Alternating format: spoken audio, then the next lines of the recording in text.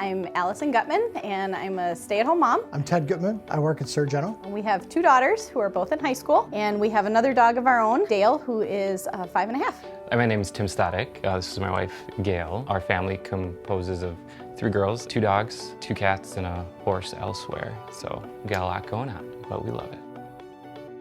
Tim and I are kind of natural helpers. We love dogs and we love kids. And so when we heard that Pawsitism was in need of some puppy raisers, I talked to Tim, and shockingly, he said yes. We first got started with Pawsitism as puppy sitters. We watched Finn and Isa, and they would come over when their puppy raisers were out of town or busy for the day, and they didn't have a place to be.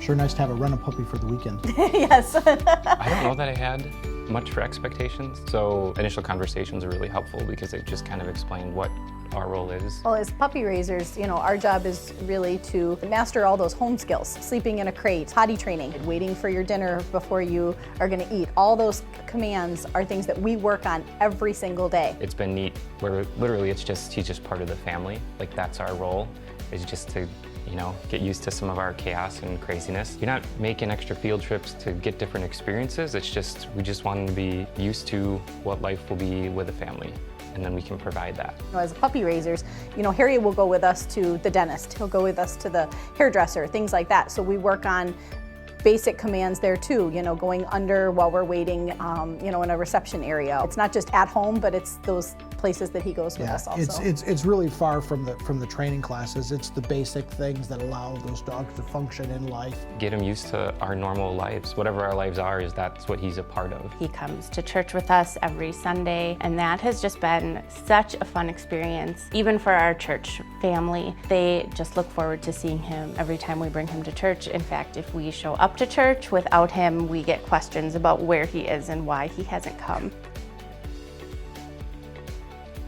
So Harry has been with us for a little over a year now. He's been a great addition to our house. We absolutely love him. It's been lots of fun to watch Harry grow from being this little thing that used to play with Dale to, now he gives Dale a run for his money. That's for sure. It's been really neat to socialize the puppies with our own dog.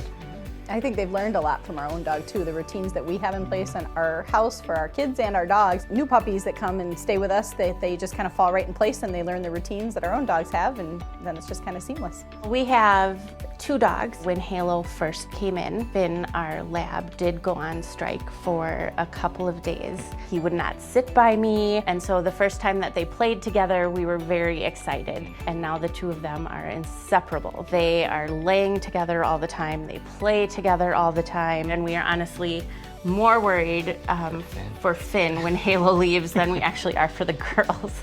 I think one of the easiest things with us having an existing dog, getting him into the schedule, it's just automatic now. I have to take my own dog out. It's not like I have to take them out separate. They go out together, they eat together. From a time commitment standpoint, the dogs are awesome. They're awesome around the house, and you could just get them in the same schedule as your regular dog, and they just follow along. The bigger time commitment is obviously the other events that come along with it. Getting him to training during the week when he has his official service dog training and things. Obviously there's a time commitment involved with that, but I think the overall reward of just having him be able to be part of your family and just kind of volunteer in that sense, where it's just something that comes natural. It's not something that you're like, oh, okay, today I have to volunteer, at 5 o'clock for something. Harry's just kind of there, and we're incorporating him into our family and doing what we need to do with him to make him great.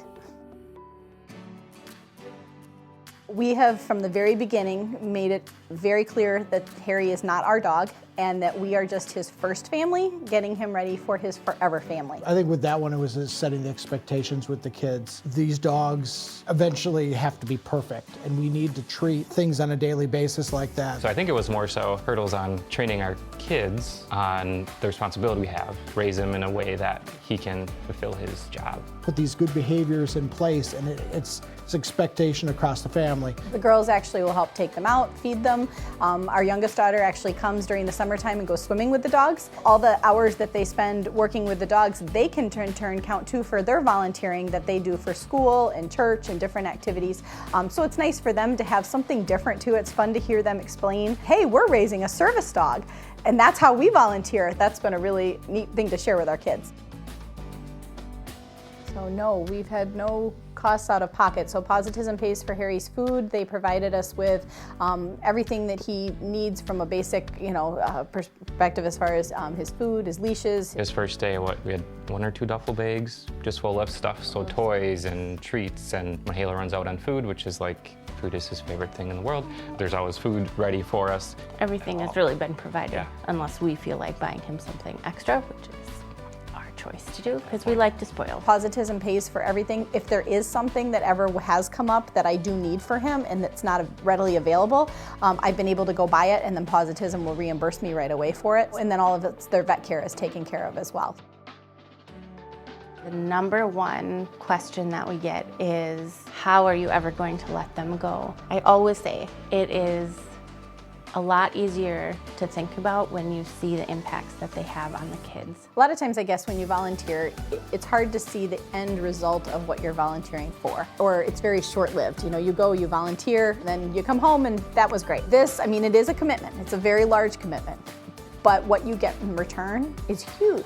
Seeing these families now for years to come and being able to see the impact that you've made on their lives, I think is the best reward possible. I think if anybody is considering doing puppy raising and their thought is, oh, it would be so fun to do, but I would want to keep them and I wouldn't be able to let them go, you will, because you see what their potential is and what their potential impact for a family is. And we know that his purpose is greater than just to be a pet with our family.